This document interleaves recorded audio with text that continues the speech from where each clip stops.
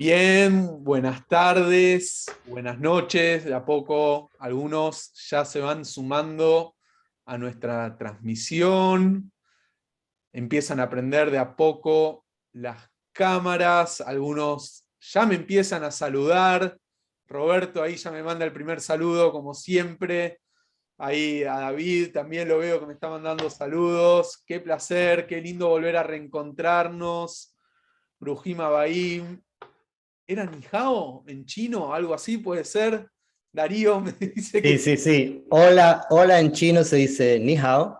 qué bien. Ni hao. Estamos entonces, estamos en tema entonces. Buenas tardes y buenas noches, dependiendo desde qué parte del mundo se encuentran. Y bienvenidos a un nuevo encuentro del CIDICSEF. Hoy tenemos un encuentro que realmente estoy seguro que va a dar mucho de qué hablar y también nos va a hacer pensar mucho y nos va a hacer conocer parte de una historia desconocida o que por lo menos de este lado del continente mucho no se habla y ya en la previa empezaron a decir algunas cositas y ya me quedé con ganas de anotar antes de que empiece la exposición del rabino Darío Feiguín. Hoy tenemos un hermoso encuentro sobre los descendientes de los judíos de China, junto al rabino Darío Feiguín, a quien quiero darle la bienvenida. ¿Cómo estás, Darío? Buenas tardes. Hola, buenas noches para ustedes, buenas tardes para mí. Estoy muy bien, muchas gracias por la invitación y es un placer. Va a ser un placer escucharte. Está bien que digas buenas noches, porque acá, aunque sea tarde, ya estamos completamente anochecidos y con mucho frío también desde Buenos Aires. Yo te digo que dentro de poco ya me van a empezar a escribir en el chat desde dónde nos están mirando y también nos van a estar contando los datos de la temperatura. Yo la veo, por ejemplo, a Regina Cooper, que está allí también en Estados Unidos con un tremendo solazo. La veo en mangas cortas, creo que está de verano todavía por ahí, así que me van a ir comentando en el chat en no mucho tiempo.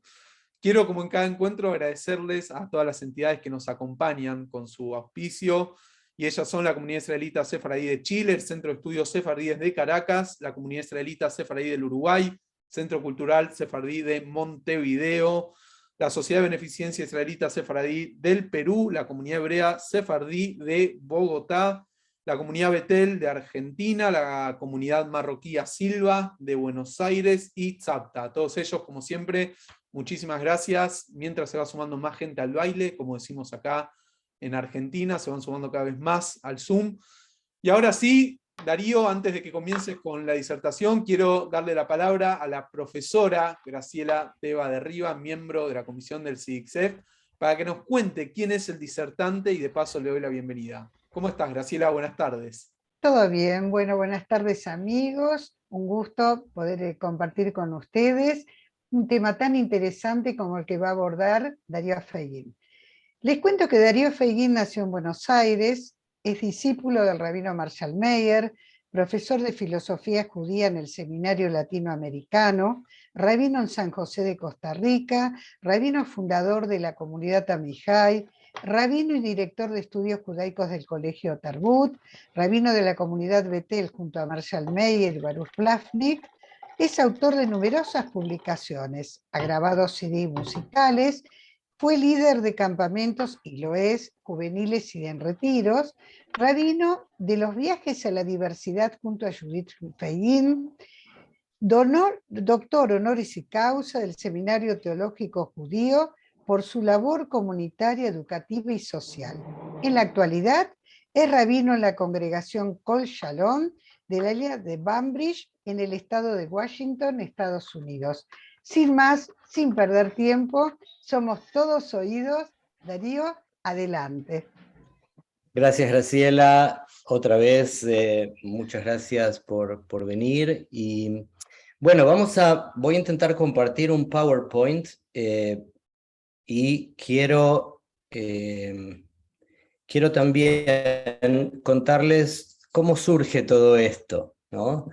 Mi mujer Judy nosotros estudiamos en Israel 7 años, ahí hicimos nuestro BA, nuestro máster, nuestras carreras universitarias, y mi mujer estudió filosofía y estudios orientales y se especializó en los judíos de China, en los estudios chinos en general.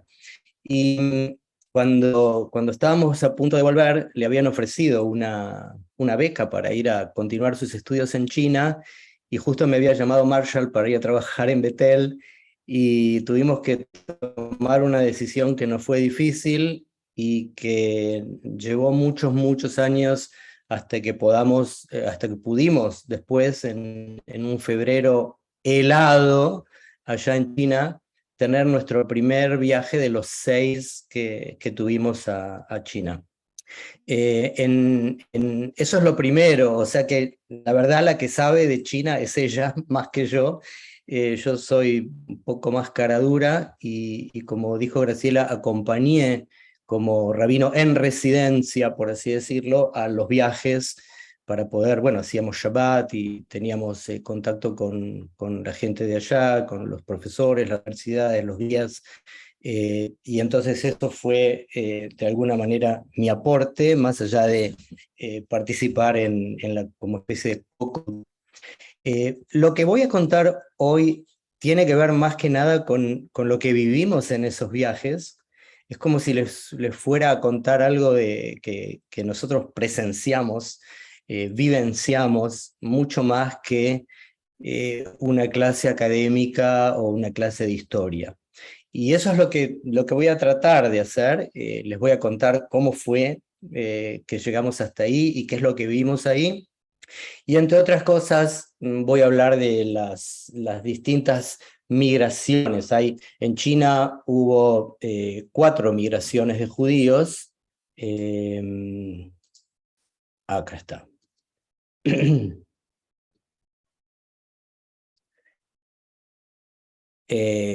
En China hubo 4 migraciones de judíos. Los judíos primero de Kaifeng, voy a contarles de qué se trata. Es una ciudad que queda en el corazón de la China continental. Después la segunda migración fue de judíos sefardíes también. La primera también, pero especialmente la segunda. La tercera fueron judíos rusos, y la cuarta, judíos austríacos y alemanes en la época de la Shoah. Salvo los judíos sefardíes que llegaron, las primeras 2 migraciones que llegaron para comerciar, la tercera y la cuarta son judíos refugiados. No sé si nos va a dar el tiempo para eso, pero veremos. Y por supuesto, vamos a tratar de dar algunos minutos también para preguntas y que podamos tener como una especie de charla entre amigos, aunque veo que somos un montón, pero bueno, veremos, estoy contento por eso. Entonces, ¿cuándo llegaron los judíos allá y por qué? ¿De qué se trata todo esto de que hay judíos en China y cómo es esa historia de los judíos en China, ¿no? Entonces, acá esta diapositiva habla de las 4 migraciones. Pueden fijarse que esta es la primera migración, siguiendo la ruta de la seda, que vamos a hablar un poquito.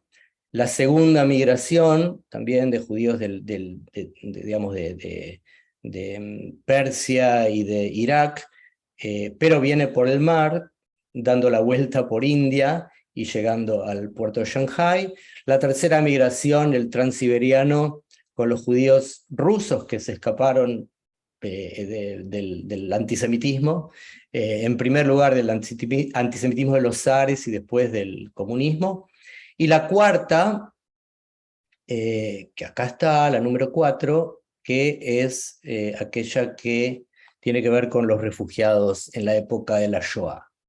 En la diapositiva 4 muestro las ciudades importantes que hay que tener en cuenta, más o menos para ubicarnos en el mapa, y estas ciudades son acá, Shanghái, bueno, Kaifeng la primera, Shanghái, Xi'an, Guangzhou y Harbin en la parte noreste de China.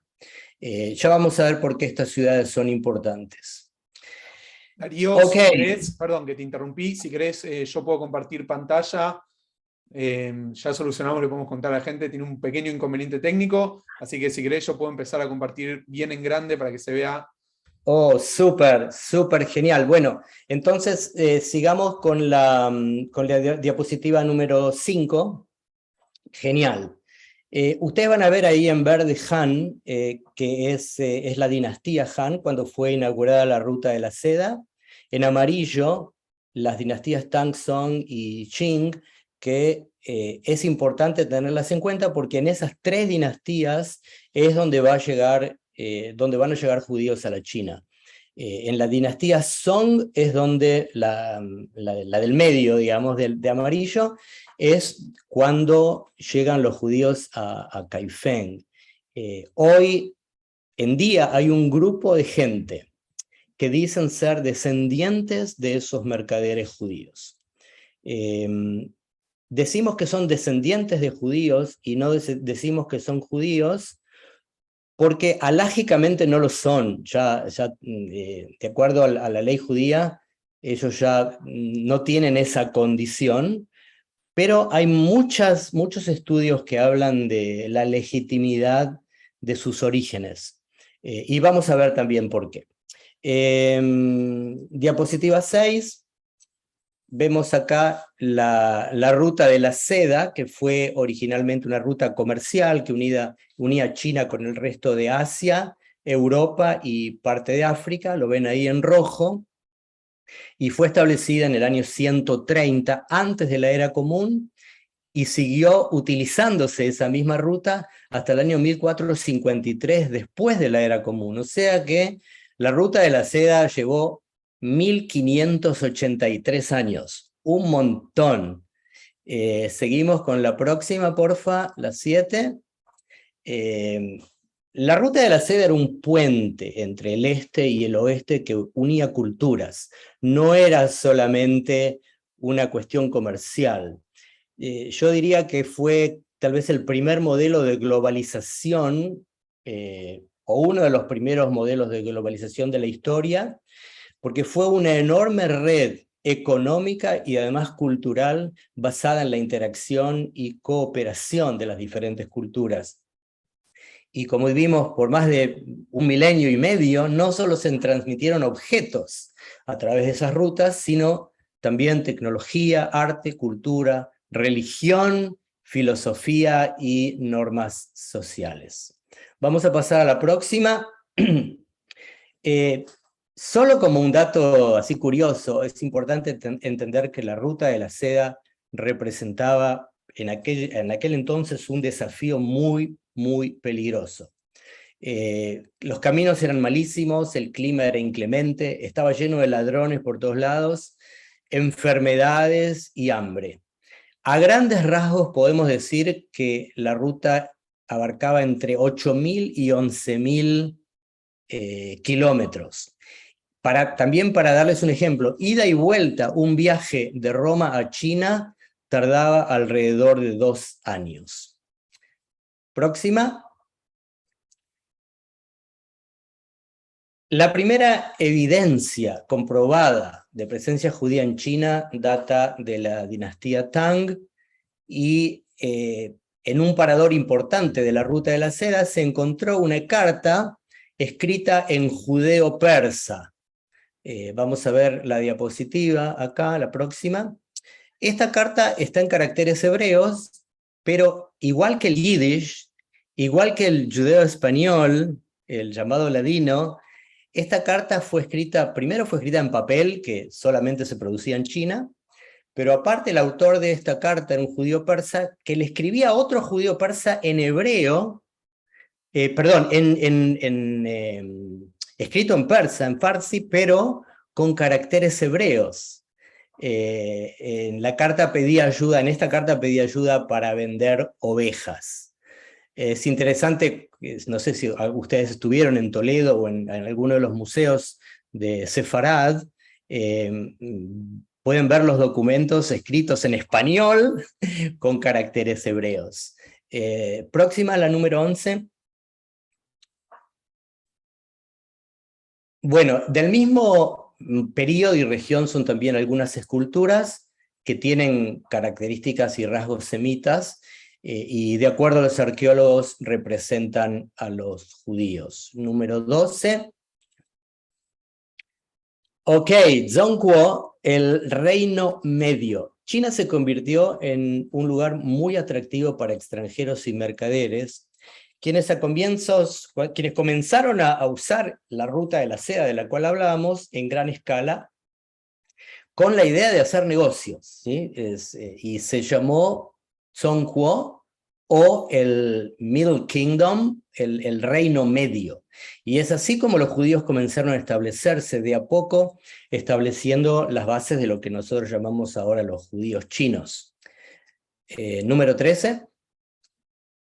En este libro de Julio Verne, él, el autor, describe cómo un viajero y geógrafo islámico reportó una masacre de extranjeros, entre ellos judíos. O sea, ya tenemos como varios testimonios que datan de esa época tan antigua. Seguí, la número 14. Y después de la masacre tomó unos 50 años, a 60 tal vez, hasta que los judíos de Bagdad retornaran en grupos y se asentaran en China. La segunda parte de esta ola de inmigración a China desde Bagdad comenzó, como habíamos dicho, en la dinastía Song. ¿Recuerdan la dinastía en amarillo ahí en la mitad? Que es producto de la primer gran ola de judíos. A partir de ahí empiezan a establecerse los judíos en China, en la ciudad de Kaifeng. La 15. Aquí está Kaifeng, o por lo menos como una postal de Kaifeng. Al comienzo de esa dinastía Song, una creciente comunidad judía fue echando raíces en esta ciudad. Esta ciudad era entonces, número 1, la parada final de la Ruta de la Seda, pero además era la capital del imperio durante 2 dinastías, la Song y la Ming. Y los judíos de Kaifeng al principio mantuvieron contactos muy estrechos con sus comunidades de origen, pero bueno, no había teléfono, email, WhatsApp, ni siquiera había forma de mandar cartas que tardaran poco tiempo. Dale, Ilan. Los judíos, esto es interesante solamente como curiosidad, los judíos se establecieron en Kaifeng en un barrio especial al que llamaban Tiaojingjiao. Es un nombre interesante porque los judíos chinos llamaban a los judíos de manera popular Tiaojingjiao, que significa la religión que quita el nervio. ¿Alguien puede pensar por qué es esto? No lo voy a preguntar porque hay mucha gente, pero piensen que tiene que ver con una mitzvah, con una halajá en nuestra tradición, que es quitar lo que se llama Gid Hanoshe. Nosotros no comemos, en Kashrut, una de las halajot, es no comer el nervio ciático de la vaca. Y entonces los chinos nos llamaban a nuestros antepasados allí en China la religión que quita el nervio, no porque no tenían nervios y eran menos nerviosos, sino porque le quitaban el nervio a los animales. Vale, pasá a la 17, vale entender que los chinos comen todo lo que se mueve. O sea, ellos comen serpientes, perros, monos, ellos comen de todo. La primera vez que uno va allá es bastante como chocante, ¿no? Entonces entender que había limitaciones era como incomprensible para ellos. Bueno, hoy en día el verdadero nombre del barrio, presten atención cómo se llama Torah Teaching Lane, que significa la calle donde se enseña Torah. Interesante, ¿no? La mayoría de estos judíos imperiales vivía en 2 calles cercanas, muy cercanas a la sinagoga. ¿Por qué? Obviamente para poder acceder caminando en Shabbat y en las festividades. Las calles se llamaban la calle del estudio de la Torah Sur y la calle de estudio de la Torah Norte. Nianjiao Jing Hutong y Beijiao Jing Hutong. Pasamos a la 18. En 1163 los judíos de Caifén compraron un lote para hacer allí su sinagoga.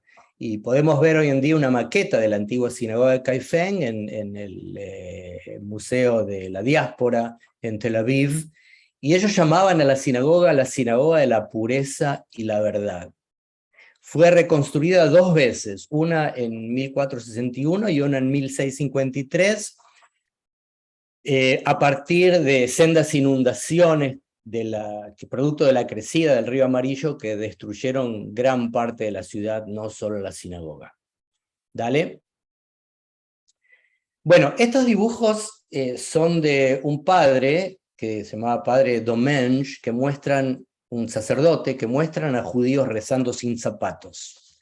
Y esto es muy interesante, no tiene que ver con Birkat Kohanim, sino tiene que ver con una interpretación de la Torá de los judíos de allá de Caifén, probablemente influenciados por costumbres de ahí, de Asia, pero tiene que ver, recuerdan la historia en Shmot, cuando Moshe llegó a la zarza ardiente en Sinai, Dios le ordenó sacarse sus calzados, porque estaba pisando un suelo sagrado. Y a partir de este episodio, los sabios de Caifén dedujeron que debían quitarse los zapatos en lugares sagrados. Esto es interesante porque es un ejemplo de cómo un minhag, una costumbre, comienza y se va desarrollando. Seguimos con la 20. Con el paso del tiempo, como se pueden imaginar y como pasó en muchísimos otros lugares, los judíos comenzaron a adoptar muchas costumbres del lugar, especialmente costumbres confucianas. Los judíos ricos especialmente empezaron a estudiar los clásicos chinos, empezaron a hacer caligrafía china, a hablar la lengua y dedicaron menos tiempo al estudio de la Torá. El último rabino murió en el año 1810 y la comunidad como institución desapareció en 1860, cuando la sinagoga ya no estaba en pie. Desde entonces no tuvieron un lugar de culto y mantuvieron solamente algunas tradiciones familiares. Los Sifrei Torah fueron vendidos a misioneros cristianos y hoy en día están en diferentes museos del mundo. 21. Los judíos de Caifén empezaron a ser reconocidos en 1605 a partir de los escritos también de otro misionero, esta vez jesuita, que se llamaba Matteo Ricci. Matthew Ricci fue el primer misionero italiano que comenzó con la evangelización de China. Seguí adelante. Él descubrió que había 700 apellidos judíos, que el emperador los cambió y los transformó solamente en 7. O sea que a los judíos el emperador les dio 7 apellidos para que sonaran chino. Esto pasó con unas aproximadamente 1000 personas. Y en esta diapositiva ustedes ven en amarillo los apellidos Zhao, Jin y Shi, que son 3 familias que Judy y yo visitamos en los viajes que hicimos, en el primero que fue un viaje de exploración, y en los otros 5 que llevamos grupos en el proyecto que Judy tenía en ese momento, que se llamaba Viajes de la Diversidad. Y con estas 3 familias nosotros establecimos un vínculo que se mantiene hasta el día de hoy, y que nos seguimos mandando tarjetas para Rosh Hashanah, para Pesach, para distintos momentos. Número 22. Bueno, ok. Esto es un ejercicio para ustedes. ¿Cómo se sabe que estos judíos son descendientes de aquellas familias judías imperiales? Porque tienen uno de los 7 apellidos otorgados por el emperador a sus ancestros, número 1. Y número 2, porque sus abuelos y los abuelos de sus abuelos siempre les dijeron que eran judíos. Siempre les dijeron que había que mantener algunas costumbres y algunos rituales.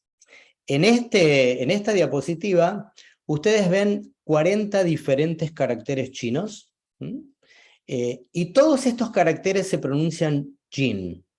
todos se pronuncian igual. Lo que pasa que, bueno, los chinos tienen diferentes entonaciones para su idioma, y además también a través del contexto uno puede saber, uno puede imaginar qué es lo que están tratando de decir. Pero fíjense, de estos 40, solo uno de estos caracteres es el jin del apellido que le fue otorgado a una de las familias judías. Número 24. Ok, estábamos con nuestro guía llegando a Kaifeng, al punto donde íbamos a encontrarnos con uno de los presidentes de la comunidad, porque ustedes saben que el chiste, más que un chiste, es una triste realidad en muchos lados, y también en Kaifeng hay varios presidentes de la comunidad.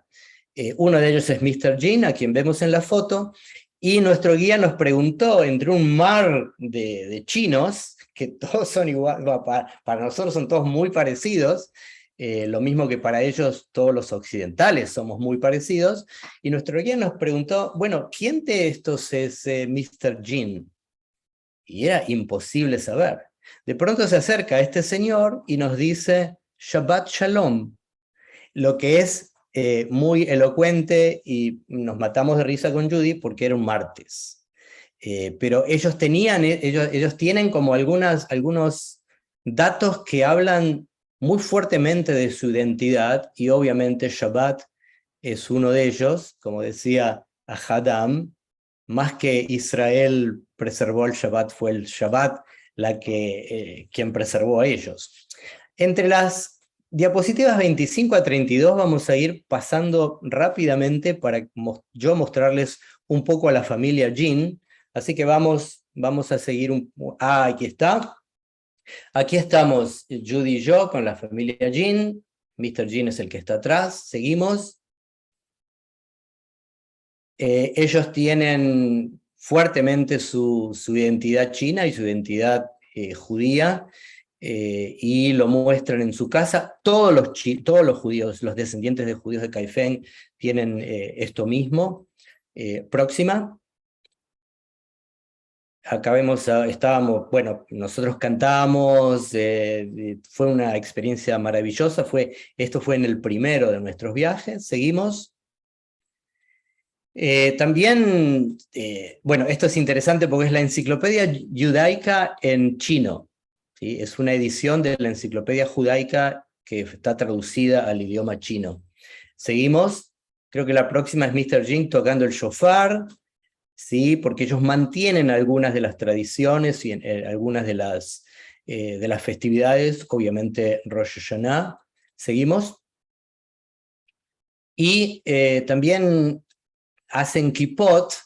Esto pasa en muchos lugares en el mundo. También los judíos de Uganda hacen kippot, y judíos de distintas partes del mundo hacen kippot. También, yo tengo una kippah que me regalaron de judíos de Guatemala, es esta, es hermosa. Pero bueno, compramos ahí un par de kippot que dice Kaifeng. Van a ver la próxima diapositiva, que tengo una yo, como en inglés y en chino, y le llevé una a mi suegro, Zichrono Libraja. Ok, seguimos. Sí, seguimos una más. Ok, nosotros, como vimos, el antiguo barrio judío de Kaifeng estaba en la calle de los Estudios de la Torá, que en chino se pronuncia Nanjiao Jing Hutong. Es interesante porque, pasada la próxima diapositiva, acá hay una foto mía que estoy en una calle. Esta es la calle del Estudio de la Torá. Ahora, los judíos y musulmanes vivían a diferentes lados de la misma calle. O sea, de un lado vivían los judíos, del lado, digamos, donde están más para ese lado vivían los judíos, para ese lado vivían los musulmanes. Los judíos usaban sombreros azules y los musulmanes usaban sombreros blancos. Pero como ninguno de ellos comía cerdo, y para los chinos, como les dije, era algo rarísimo, ¿cómo no van a comer cerdo? Los chinos creían que pertenecían a la misma religión. Alrededor de la calle estaba la sinagoga y la mikvá, y hoy en día hay allí un hospital. Nosotros lo vamos a ver. Próxima. Bueno, esta es la ciudad de Kaifeng hoy. Es una ciudad situada en el corazón de China. No es una ciudad sofisticada ni moderna como lo son Beijing o Shanghai. Es una ciudad clásica, modesta, como muchas otras en China continental. De hecho, cuando nosotros fuimos, no había, la última vez que fuimos fue en 2013, y hasta ese momento, no sé hoy, no había aeropuerto, así que tuvimos que tomar un avión desde Beijing hasta una ciudad cercana, y de ahí movernos por tierra. Ok, seguimos, 36. Ok, ahora vamos a ver la segunda familia, una familia muy, muy, muy linda, que tiene su casa en la calle del Estudio de la Torá, número 21, y aún hoy en día viven allí. Vamos pasando las diapositivas hasta la 42. Bueno, esta es volví a la otra, es el letrero de la calle, ¿sí? Derech Limud Torah Daroma, Daroma significa sur, Teaching the Torah Lane South, y que muestra para dónde es, y después va a estar la norte. Sí, ahora seguí. Esta Grandma Chao es como una de las, no sé, una entidad en la comunidad de judíos descendientes de China.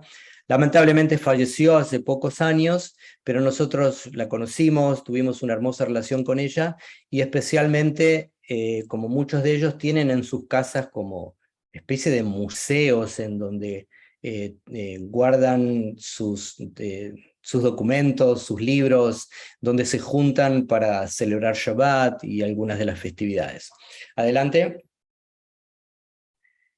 Van a ver que es sumamente pobre, no pobre, pobrísimo, yo diría. Esta gente hoy en día en Kaifeng viven en una situación económica digamos, de extrema pobreza. Seguimos. Pero bueno, tienen todos su mezuzá en las entradas de las puertas. Es raro dónde lo ponen y cómo la ponen, pero bueno, esa es la forma en que ellos tienen esa tradición. Adelante.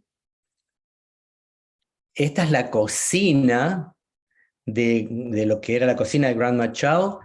La casa de Grandma Chao está al lado de lo que era la sinagoga, lo que era la sinagoga antigua. Digamos, tiene una medianera con lo que era la sinagoga antigua, que hoy en día es el hospital. Adelante. Bueno, está Judy con Grandma Chao, seguimos. Esta es la nieta de Grandma Chao, de la cual vamos a hablar, se llama Esther Kuo. Voy a hablar un poquito ahora. Esther Kuo es la nieta de Grandma Chao, a quien conocimos, como ya les dije. El apellido Chao es uno de los 7 apellidos de los judíos descendientes de Kaifeng, y Esther, además de chino, habla inglés, hebreo, y sueña con el proyecto de excavar y recuperar la sinagoga. Ella está convencida de que su casa está pegada al lugar donde estaba la sinagoga. Pero bueno, la sinagoga fue comprada por un misionero cristiano antes de que los comunistas tomaran el poder, y allí, como les dije, se construyó un hospital. 47. Bueno, esto es la entrada a la casa. Seguimos. Seguimos. Bueno, este es el hospital que yo decía. En este lugar estaba la sinagoga antiguamente. Seguimos. Estamos acá en la calle de Estudio de la Torá con Esther. Seguimos. Bueno, yo creo, sí, quiero decir una cosa más, y además esta foto es un video que quiero mostrarles. Los descendientes de judíos de Kaifeng, como yo decía, no son judíos halágicos, y por ese motivo el Estado de Israel no los reconoce para ser incluidos en la ley de retorno, Chok Hashvut. así se conoce la ley.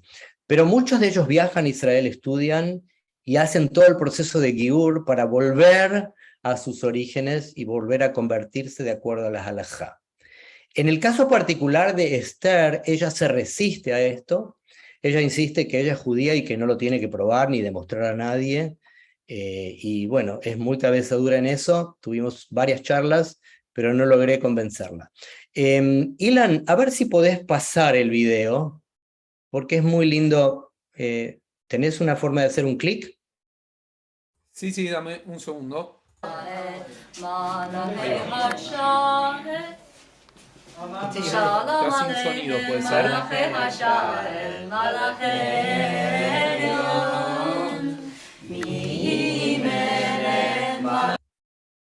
¿Se escucha?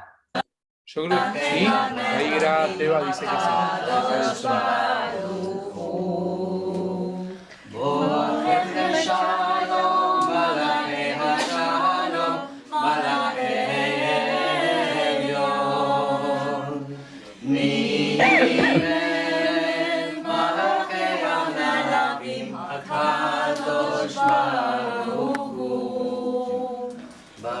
Bueno, es suficiente.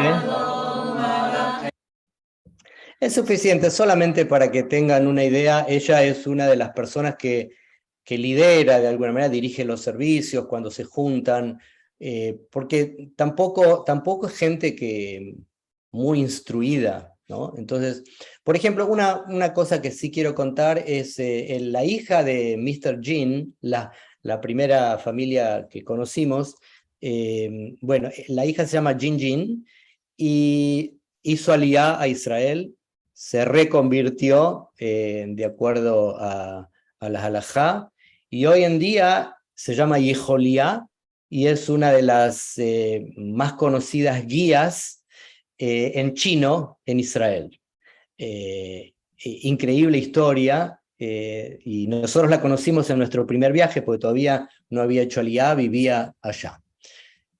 Diapositiva 31. Vamos a ver la tercera familia, que es la familia Shi.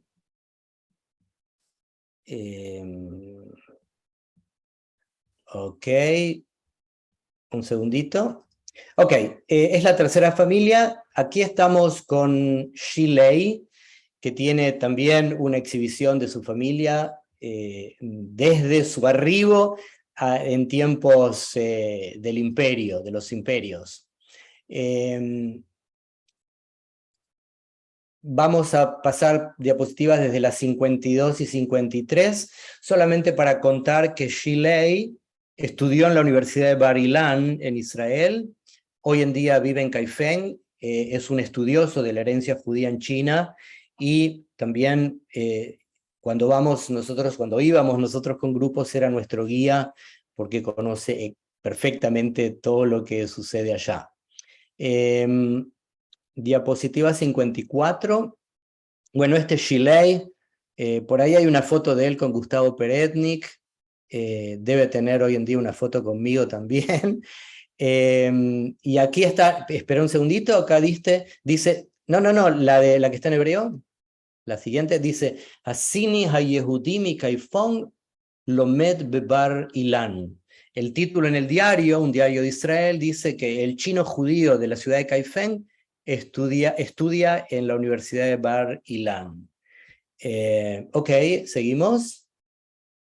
Ok, en Kaifeng, esto ya no tiene que ver con las tres familias que nosotros conocemos, sino tiene que ver con un parque temático que se llama Xinmin Millennium City Park y que reproduce la vida en la época imperial. Esto es muy interesante porque dentro del parque hay una exhibición con fotos, pinturas, reproducciones de la vida de esos mercaderes judíos que llegaron a Kaifeng, siguiendo lo que dijimos era la ruta de la seda. Seguí adelante hasta las 57. Esta es una foto mía con lo que supuestamente es un mercader judío y lo que supuestamente es un talit que tiene colgando. Seguí. Bueno, esta es una foto con Judy. Seguí. Bueno, ok. Dentro del parque, yo decía, hay un museo que no está abierto al público en general. Los chinos, por algún motivo, no quieren dar mucha publicidad a que vivieron judíos allí en su momento. Supongo que ahora está un poco más abierto el tema, pero durante muchos, muchos años fue un tema tabú para los chinos, y tenía que ver probablemente con el comunismo y con las relaciones con Israel. Dentro del parque está este museo que decía no está abierto al público en general. El museo tiene solamente 3 habitaciones, así que no es que es el Louvre de París, y hay que pasar por una tremenda burocracia para entrar. Nosotros conseguimos hacerlo, incluso siendo turistas y siendo guías, llevando distintos grupos. Vamos a pasar diapositivas de las 58 y 59 despacito, porque vamos a ver en la próxima foto, vemos cómo vienen los judíos, en este caso con su rabino. Este debería ser el rabino, perdón, pero justo el flash estaba acá. Próxima foto vamos a ver al Shohet, porque traía el Shohet, traían al Shohet, y próxima foto, en la próxima pintura, no lo vamos a ver, pero también traían su Moel y había 24 Sifrei Torah, 24 rollos habían traído. Y las últimas 2 diapositivas, en las páginas 60 y 61, en las diapositivas número 60 y 61, es en la Universidad de Henan. Henan es la provincia donde está Kaifeng. Hay un instituto de estudios judaicos muy interesante. Allí dimos una clase con Judy, y ellos están en relación con distintas universidades en Israel, y interesantemente tienen, en ese instituto por lo menos había un minyan de alumnos que estudiaban estudios judaicos. Próxima foto. Aquí estamos frente a la librería, a la biblioteca, que ahí dice Sifriat Shalom, ¿sí? en la universidad. Ilan, vamos a hacer vamos a salir de compartir pantalla, solamente para ver si hay alguna pregunta, porque con esto termina la primera parte, que es la primera de las migraciones judías, que es la de los judíos a la ciudad de Kaifeng, en la época de la Ruta de la Seda.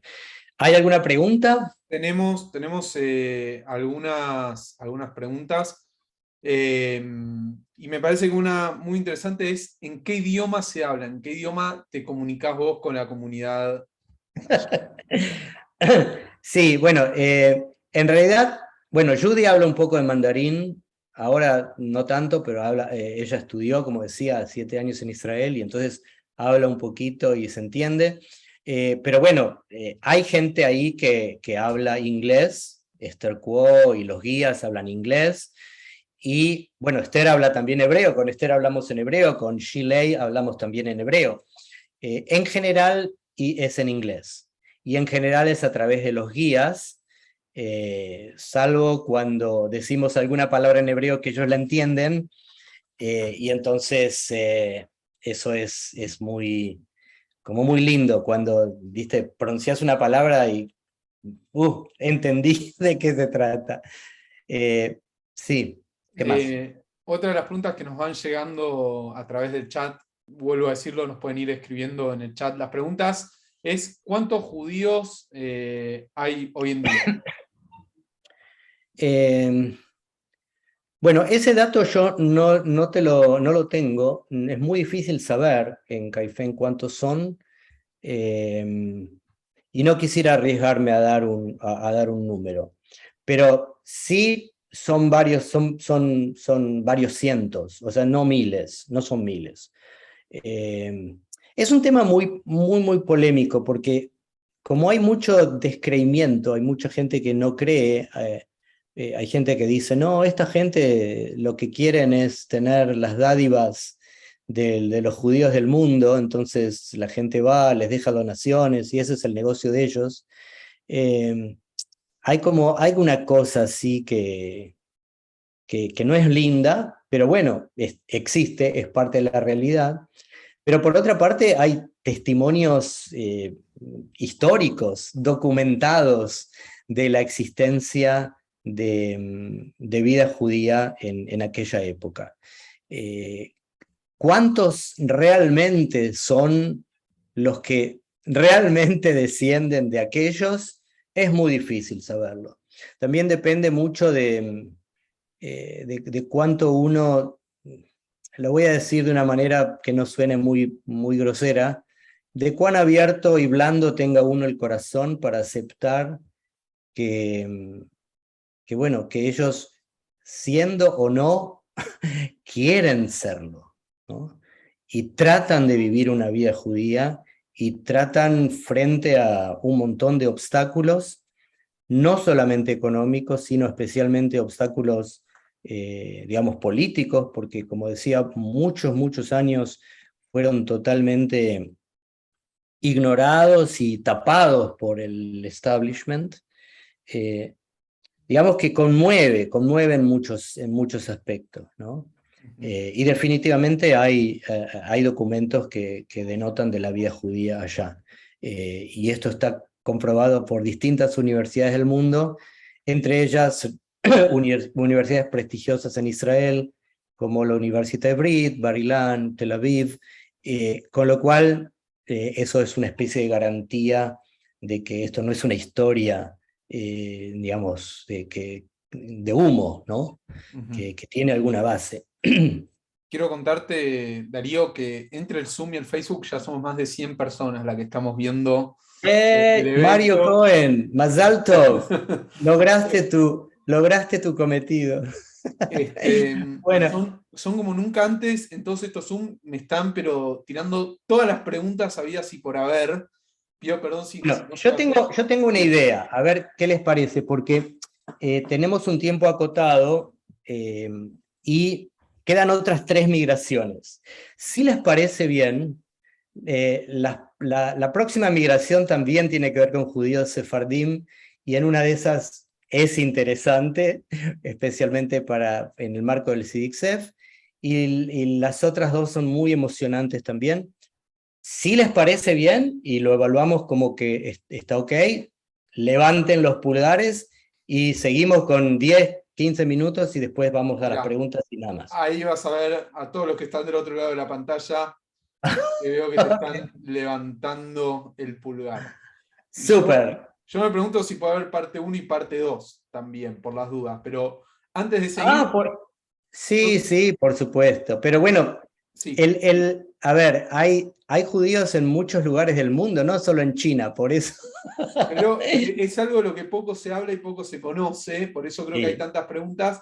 Si te parece, hacemos una mini interrupción, pero ¿sabes por qué? Hago una pequeña excepción porque lo tengo a David Albagli desde, si no me equivoco, desde Brasil, para que veas que estamos conectados por todas partes, por todos lados con el CIDICSEF, que está por entrar a la pantalla de las ganas que tiene de hacer una pregunta. Yo le voy a pedir a David que la pregunta sea cortita, así podemos seguir disfrutando a Darío y aprovechamos también algunas preguntas más que nos llegan en el chat. Así que le doy la bienvenida. Buenas tardes. Imagino que también Muchas gracias. David, bienvenido. En primer lugar, felicitar, Darío. Estoy absolutamente fascinado con el trabajo suyo y de Judy.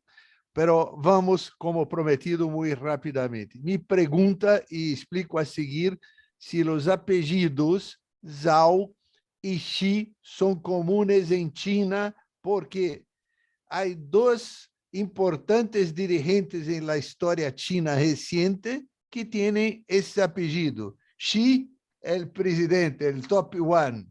Y Zhao fue en el pasado, hace 40 años atrás, también el top one o el top two. Sí, la verdad es que son apellidos conocidos. No sé si se escriben igual. Así como yo mostré una diapositiva en donde había 40 caracteres y no, solo uno de ellos es de los judíos, pero si tu pregunta va como a pensar o a suponer que el actual presidente de China tenía ancestros judíos, Eso no lo sé y es muy difícil de demostrar y de probar. No creo, no creo. Pero bueno, uno nunca sabe. Queda el capítulo abierto, me parece. Queda el capítulo Sí, abierto no para lo sé, futuro. perdón. Hasta ahí no llegó mi Sigue la sapiencia. provocación en abierto para el futuro. Ok, habría que investigarlo. Yo le puedo preguntar a Shilei, que él conoce mucho, entre paréntesis, hace algún tiempo, esto es un dato curioso nada más, Shilei me mandaba el Kartis Brajá para Rosh Hashanah y me decía Avrum, porque él no le salía a decir Darío. Claro, Darío no es conocido, entonces me llamaba Avrum, que es una forma de decir Abraham así en yiddish, ¿no? Entonces, Shanato va Avrum, y yo le decía, pero yo no soy Avrum, yo soy Darío. Ellos tienen, es muy increíblemente diferente la cultura, y tienen cosas que son para nosotros incomprensibles. En el próximo intercambio, si me acuerdo, le voy a preguntar a Shilei si el presidente tiene algo que ver. Yo creo que no, pero bueno. Bien. Si necesitas, Darío, alguien que te haga acordar, cualquiera de los que estamos aquí presentes, nos ofrecemos a acompañarte en esta travesía para que no te olvides. Si te parece, hacemos un trato, un A ver, pacto. ¿Te parece? dale. Porque estamos llegando al tiempo, pero yo creo que va para mucho más y la gente está también para más, porque no solamente que no se mueven, sino que se agrega cada vez más gente. Ok. ¿Seguimos 20 minutos, media hora más? ¿Te parece? Sí, no, es que yo también tengo que dar clases y tengo reuniones. Acá son las 3 de la tarde, yo podría, digamos, como máximo media hora más. Perfecto. Igual Entonces, creo que con 20 minutos estaría perfecto. maravilloso. Entonces, vuelvo a compartir pantalla, seguimos. Y si querés, mientras tanto, Darío, podés comentar una de las preguntas top, es la relacionada con el tema del kashrut. ¿Cómo es el tema del kashrut en China? ¿Existe, no existe? ¿Cómo es? ¿Es simple, no es simple? Bueno. El kashrut, a ver, nosotros no necesitamos tener una ashgahá rabínica para comer, Judy y yo, pero la gente que come estrictamente kasher puede conseguir comida kasher tanto en Beijing como en Shanghai.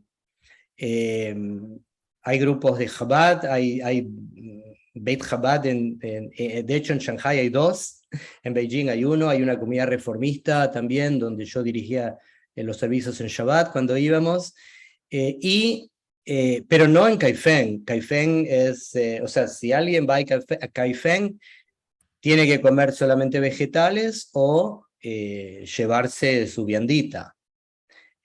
Ahí en China continental es imposible. Bien aclarado el tema. Entonces, sigo compartiendo el PowerPoint. Sí, por favor, estamos, si no me equivoco, en la número 36, que dice una más, la que le sigue a esta. Ok, la segunda ola. La segunda ola es a partir de 1842, después de que China perdiera la guerra del opio contra Gran Bretaña, y como consecuencia también de esa guerra, 5 puertos chinos fueron abiertos para el comercio internacional. Aquí se ve Bombay, se ve Singapur, Hong Kong, pero bueno, se ven distintos puertos. El más importante de todos era Shanghai, y como parte del acuerdo después de la guerra, Shanghai es dividido en 3 secciones. Una sección china y 2 secciones llamadas concesiones extranjeras. La primera angloamericana, la segunda francesa. Las concesiones angloamericanas y francesas eran consideradas independientes de China. Seguimos 63. Ok, aquí se ven nuevamente las distintas rutas. En azul ustedes van a ver la segunda ruta, que en ese momento comenzaron a llegar los primeros comerciantes judíos sefardíes, esta vez a través del mar, por eso se llama la ruta marítima, es la ruta de la seda marítima. Y los judíos llegaron desde Bagdad, Bombay y Cairo, e incluían familias muy ricas, entre ellas los Sassoon, los Kaduri, los Jardún, los Ezra y los Shamun. Ellos lo llaman Sassoon, pero es obviamente Sazón, que en hebreo significa alegría o regocijo. A partir de que en su mayoría eran comerciantes, ellos trajeron médicos y maestros. Próxima. La comunidad sefardí de Shanghái muy pronto se hizo muy conocida y con una enorme influencia en la región. Voy a dar un ejemplo. De los 99 miembros del mercado de valores, el stock market, 38 eran judíos sefardíes. Se involucraron en Tzedaká, crearon instituciones de ayuda social dentro de la comunidad judía, construyeron sinagogas, escuelas, proveyeron de ayuda a los refugiados judíos rusos de la tercera ola que vamos a ver cuando estos escaparon del comunismo después de la revolución de 1917. Próxima. Publicaron diarios y revistas, ayudaron a construir varias sinagogas en Shanghái, y en la foto tenemos la sinagoga Ohel Rachel, imponente sinagoga en Shanghái. Ayudaron a los judíos ashkenazíes que llegaron a Shanghái, y los judíos sefardíes fueron los que los ayudaron a construir la sinagoga ashkenazí Ohel Moshe en los años 20, que vamos a ver una foto de esta sinagoga también. Hoy en día, esta sinagoga fue integrada como parte del Museo de los Refugiados en Shanghái. Quédate en esta, porque en esta diapositiva vemos a uno de los grandes filántropos, que fue David Sasson. Lo vemos ahí sentado, fíjense la estampa. Nació en Bagdad, se mudó primero a India buscando un lugar más amigable, y después desde la India llegó a Shanghái, donde creó lo que se convirtió en un tremendo emporio que incluía bancos y todo tipo de negocios, como dije, también el negocio del opio, y también incluía hoteles como el Peace Hotel, el Hotel de la Paz, que aún hoy puede visitarse. Número 68. Este es el Peace Hotel, ustedes ven. Nosotros nos sacamos una foto frente a una de las entradas laterales. Próxima. Bueno, otro judío famoso es el judío que se llamaba Silas Aharon Jardún. Se casó con una mujer budista que era hija de un misionero marinero francés y de una madre china, y tanto influenció su amor por su mujer que este señor, creía en Buda y amaba la cultura china. Nunca tuvieron hijos biológicos, pero fíjense esto, que si bien no profesaba nuestra religión y nuestros rituales, esto es absolutamente judío, este valor. Ellos, esta pareja, adoptaron a cientos de huérfanos chinos y patrocinaron también las artes y la cultura. De esta manera cumplió, aún sin saberlo, quizás con la mitzvah de Gesed y Tikkun Olam. Los Jardún, no sé si esta es la 68, sí. Los Jardún donaron a la comunidad esta sinagoga, la sinagoga Beta Aarón, que hoy en día no está en pie, lamentablemente. Fíjense la imponencia también. La sinagoga era también famosa porque adentro de ella había una yeshiva, la yeshiva Mir, que se transformó en un momento, durante la Segunda Guerra Mundial, en un lugar en una especie de shelter, en un lugar donde se cobijaban más de 200 maestros y estudiantes judíos que vivían en esa época y se pasaron a vivir ahí en la sinagoga. Próxima. Ok, solamente el compromiso, como podemos ver, solamente como conclusión y porque tenemos poco tiempo, esta segunda ola migratoria fue crucial y preparó el terreno en muchos aspectos para ayudar a los judíos que más tarde llegaron a China.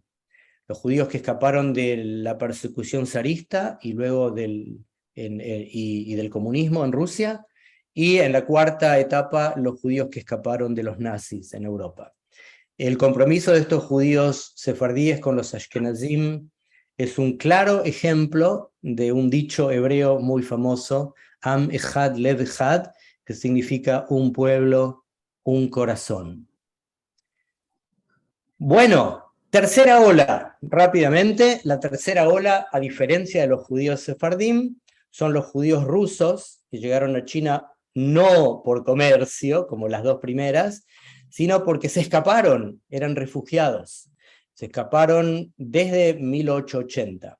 En 1898 a Rusia le fue encomendada la construcción de la famosa red ferroviaria del este de China, y es entonces cuando Harbin se convirtió en el centro administrativo. Este mismo año un grupo de judíos llegó a Harbin con el consentimiento oficial del gobierno zarista, que estaba interesado por poblar la zona, y de esta manera los judíos llegaron a tener un estatus que nunca jamás, por cómo era la situación en Rusia, lo hubiesen podido tener. Próxima diapositiva. En el siglo XIX, Harbin no era una ciudad, sino un grupo de aldeas a la ladera de un río que se llamaba el río Songhua. Y la guerra ruso-japonesa de 1905 y las revoluciones rusas de 1905 y 1917, todo esto motivó la inmigración de más judíos rusos a China. Y cuando estalló la revolución del 17, muchos judíos llegaron a Harbin. En ese momento había más o menos en la ciudad 15.000 judíos, y rápidamente desarrollaron su cultura. En 1909 construyeron la sinagoga central, que vemos acá, y la gimnasia, que era el colegio secundario. Seguimos, 72. Ok, fíjense que está todo en ruso. Con el establecimiento de sinagogas, negocios, bancos, hospitales, teatros, bibliotecas, fábricas, compañías de seguro, imprentas e instituciones de beneficencia, se completó un sistema social que literalmente transformó la ciudad. En 1923 se fundó el Banco Nacional Judío, se publicaron 20 diarios judíos, no 1, 2 o 3, 20, la mayoría en ruso y uno, ¿sí?, como el Yiddish Zeitung, no sé si sigue existiendo, en Yiddish. El movimiento sionista, liderado por Abraham Kaufman y varios clubs de jóvenes, también jugaron un papel importante en la vida comunitaria, y la arquitectura en Harbin en el siglo XIX comenzó a mostrar, y principios del XX también, comenzó a mostrar rasgos característicos de una presencia judía rusa. Seguí, una más. Esta es la tumba del abuelo de Ehud Olmert. Ehud Olmert fue primer ministro de Israel entre los años 2006 y 2009, y Olmert, el abuelo, está enterrado en Harbin, fue uno de los refugiados rusos a China. La próxima.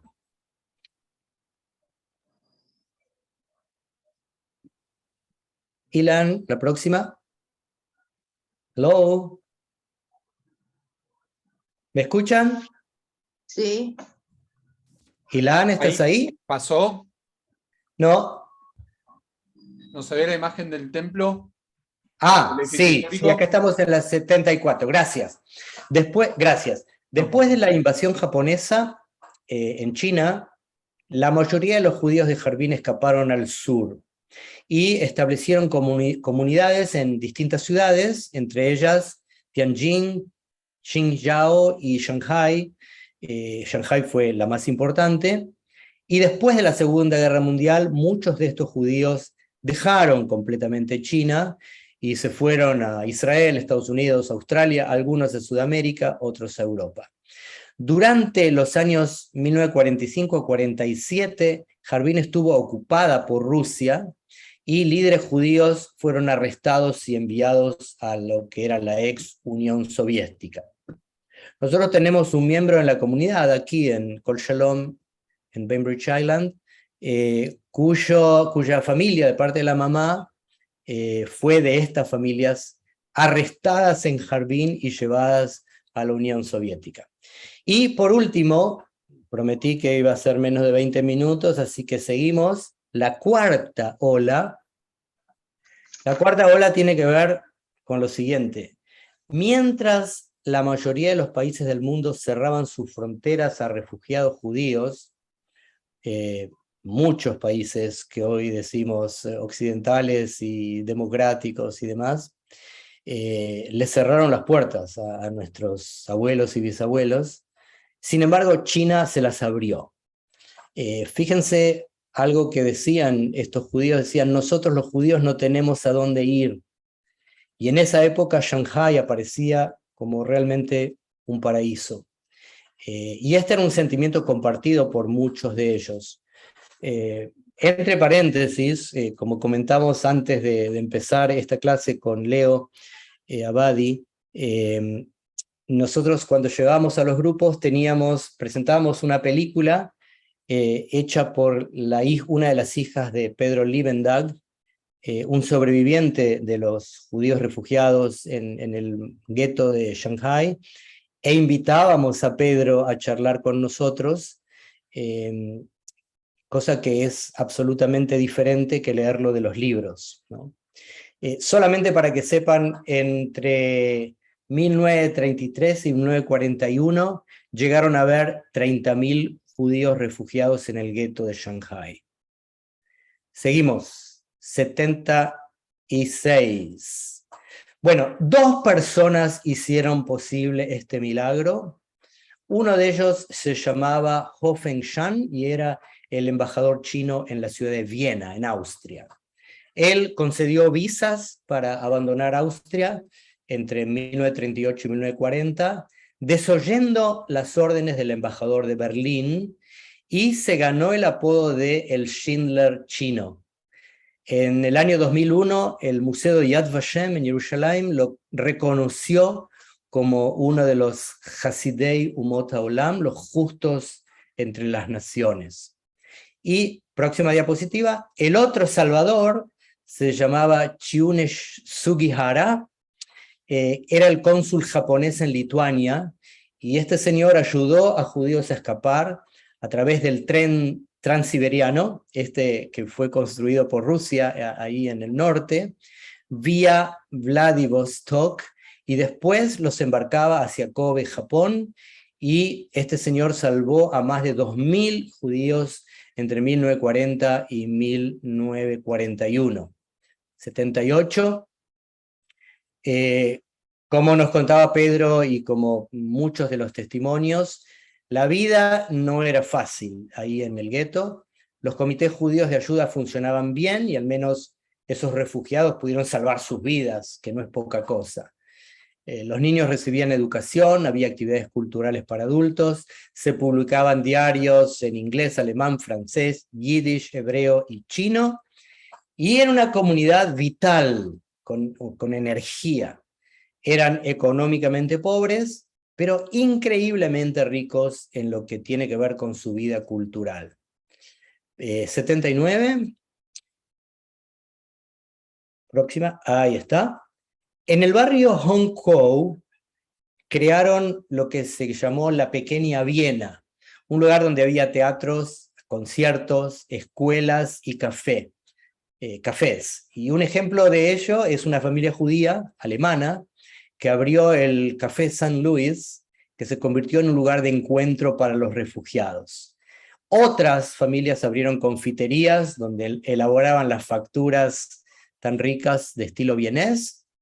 Y como decía, entre los refugiados había médicos, maestros, arquitectos, pero parece algo que ustedes conocen mucho, nosotros argentinos conocemos mucho. Estos profesionales, para poder vivir, tenían que trabajar como albañiles. Seguimos, 80 y 81.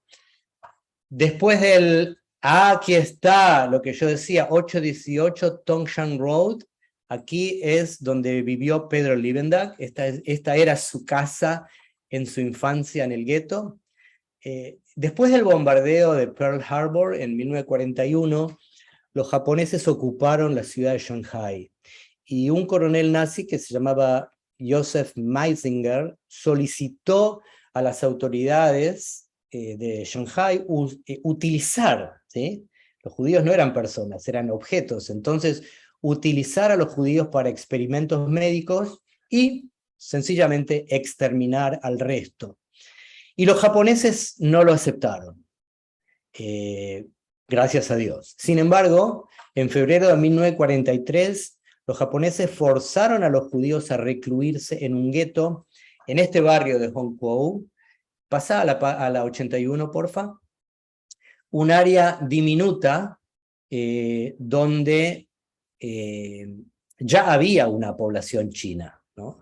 Nosotros tenemos una de nuestras miembros de la comunidad, se llama Eileen Hershberg, es descendiente también de una familia, su mamá vivió en el gueto de Shanghái.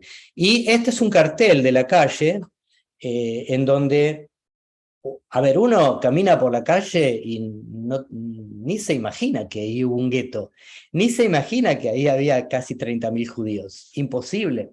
Hay un pequeño cartelito ahí que pasa totalmente desapercibido, en donde dice que esto fue uno de los lugares de refugiados en donde los judíos fueron aislados, en síntesis, un gueto. 82, por favor. La sinagoga Ohel Moshe es hoy en día un museo que recuerda el legado de los refugiados judíos de Austria y Alemania en tiempos de la Shoah. Una más, 83, y hay una escultura en el museo Ohel Moshe que está inspirada en las palabras de una mujer que vivió en el gueto, Evelyn Pike Rubin, una refugiada judía de Shanghái, y quisiera terminar con sus palabras. ¿Podés pasar la próxima? Creo que las traduje. Dice: mañana comenzaremos una nueva vida en una ciudad extraña, con un lenguaje, clima y gente desconocidos, donde estaremos seguros y libres. Última. Zeu, terminó. Son las 3:20, o sea, 7:20 allá. Mirá, ahí vas a ver del otro lado de la pantalla los muchos aplausos que hay y nada, tengo muchas preguntas, tengo muchos comentarios también, tengo muchos saludos a la vez, tengo mucho todo. ¿Por dónde querés que terminemos? No, como ustedes quieran, yo tengo 10 minutos antes de poder irme. Bien. En realidad tengo que irme a dar una clase. Vamos a hacer lo siguiente, entonces. Yo le voy a dar la palabra un segundo a Mario Cohen, presidente del CIGSEF, que tiene un anuncio para hacer, y después retomo con alguna pregunta más para cerrar el encuentro de hoy. Mario. Genial. No, Darío, excelente, nos has hecho vivir hemos vivido en China durante esta hora y media, somos agradecidos, no tenemos palabra de agradecimiento para vos y Graciela y todos los que han colaborado en esta actividad. Era solamente un recuerdo que este domingo se reactiva Limud. A las 3 de la tarde presentamos, el CIGSEF presenta América Colonial Judía, entonces les invitamos a que este domingo nos acompañen en Limud presencial, que ahora es en la escuela Alden Fern. Mis felicitaciones, querido Darío. Esta es tu casa, el CIGSEF es abierto a toda la cultura judía de todo momento. Hay mucha gente muy importante que está viendo. Veo a Benny Schneid, veo a Moisés Vaya de Estados Unidos, veo a Wei Shaha de Israel, veo tanta gente amiga. Bueno, el caso de Al-Bagli de Río de Janeiro. el mundo entero nos está siguiendo, más de 100 personas. Es un éxito total. Muchas gracias, Darío. Un placer, un placer. Agrego a lo que decía recién Mario, realmente ha habido mucha interacción acá entre la gente. Darío, permitime también, porque estuvimos también en Europa, estuvimos charlando ahí por Europa, nos estuvo acompañando desde París Renaud Suhami, a quien le mandamos un saludo muy grande desde aquí, desde el CIDICSEF. Y hace tiempo que no menciono quiénes están haciendo posible todo esto, estos encuentros que realizamos, que son los miembros de la comisión directiva del CIDICSEF. Si me permitís un segundo antes de hacerte la pregunta final, quiero darle un agradecimiento a la profesora Graciela Teba de Riva, al doctor Mario Eduardo Cohen, a la licenciada María Cherro Dazar, al doctor Leonardo Abadi, a la bibliotecaria Betty Dazar, a la secretaria Diana Cuitca y también a Jimena Chervis Testa y Martina Diz, que están todo el tiempo pensando, como decimos acá en Argentina, craneando las actividades que llevamos a cabo, y la verdad es que merecen un reconocimiento por todo esto que estamos logrando. Quiero, Darío, preguntarte algo, que me parece que vos tenés una experiencia vivida que muchos de acá no tenemos, y me gustaría cerrar, que es preguntarte cómo es vivir un Shabbat. Viviste varios, pero ¿cómo es vivir un Shabbat en China? Nosotros, perdón, nosotros nunca pasamos un Shabbat en Caifén, porque era muy difícil para mí, desde el punto de vista de las reglas del Shabbat y de mi observancia, poder hacerlo. Pero sí pasamos muchos Shabbatot en Beijing y en Shanghai. En Beijing íbamos a la comunidad progresiva de Beijing, la comunidad, no sé hoy en día, pero durante muchos años tuvo como presidenta a una mujer, una médica estadounidense, con quien nos hicimos muy, muy amigos y que realmente bancaba a la comunidad. Se reunían en un hotel y no tienen rabino, hacen todo entre ellos, y cuando yo iba, conseguían una guitarra y yo dirigía el servicio, a veces con la ayuda de su hijo, uno de los hijos que también vino a la Argentina en intercambio, lo invitamos, estuvo en el Mahané de Amijay hace muchos años, y se hizo amigo de algunos de los chicos argentinos de la comunidad. Pero bueno, Roberta se llama, Roberta Lipman, y así pasábamos el Shabbat en Beijing junto con la familia de ella. Íbamos a hacer Shabbat a la comunidad de ellos y después pasábamos el Shabbat juntos. Ella, por supuesto, vive muy bien en una zona muy linda de Beijing, tiene una pileta en su casa, re lindo. Y en Shanghai era distinto porque en Shanghai fuimos una vez, la primera vez fuimos a Chabad, tuvimos una mala experiencia porque en el colectivo la robaron a Judy, digamos, ¿cómo se dice? No es que la robaron a mano armada, pero le metieron la mano al bolsillo, le sacaron los documentos y no fue divertido.